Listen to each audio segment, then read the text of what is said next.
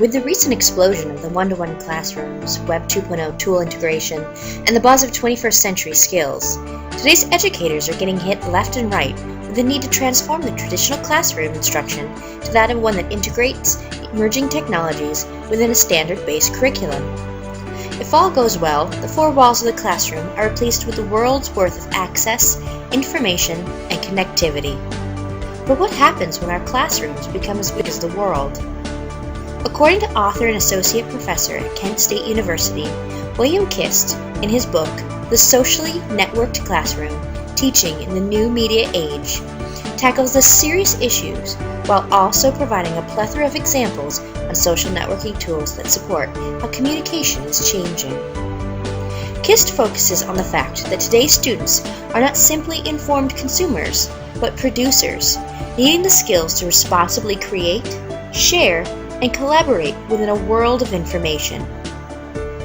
Educators are called to action to change their perspectives and look beyond the four walls of the classroom and educate students to have a critical view of the information dispensed by the world as well.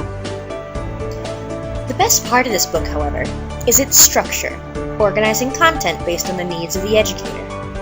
Whether you are just a beginning teacher or knee-deep in the digital transition and Web 2.0 resources in the classroom, Kist's book offers a hands-on education up the technology ladder, from novice to adept.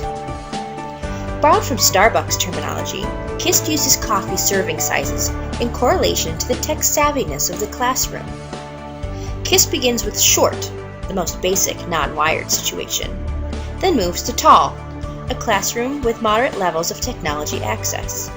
The next two levels of the classrooms are high-tech environments, Grande and Venti. They are implemented, with Venti being the most technologically advanced classroom. This approach enables educators to pinpoint where his or her respective district, school, or classroom falls in the technology continuum, while also identifying those activities that are best suited for their particular teaching contexts. Regardless of grade level or subject area, the socially networked classroom, Teaching in the New Media Age, provides a number of assignments, lessons, activities, assessments, and rubrics that support effective learning and teaching with clear technology implementations. Likewise, the book features sample letters to parents to make it easy for educators to begin applying the lessons learned in their own classrooms, thus reinforcing the urgency Kist expresses as necessary to start implementing this digital transition now.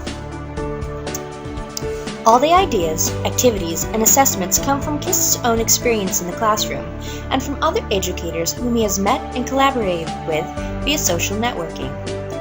And while Kist advocates the need to incorporate social networking and new media in today's classroom, he understands that not all educators or schools, for that matter, are equal in their technology and knowledge capabilities. For educators skeptical about technology integration, Chapter 2, also known as Short, is an excellent place to start reading. The chapter focuses on collaboration, audience awareness and analysis, and provides many ways for students to start thinking about how technology may influence their learning. In Chapter 3, Tall, Kist refers to an offline-online world, representation of school environments that have ample amount of internet access, but an atmosphere that might be limited by filtering or blocking. Kist presses the question, why are we blocking out the world when we should be educating students how to navigate this safely and with responsibility?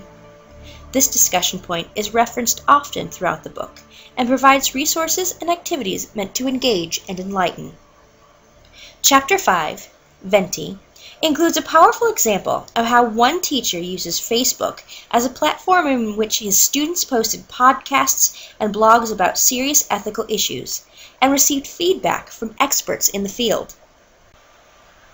Through this secure group, students found a voice and a relevant and contextual view of what the future of education may look like.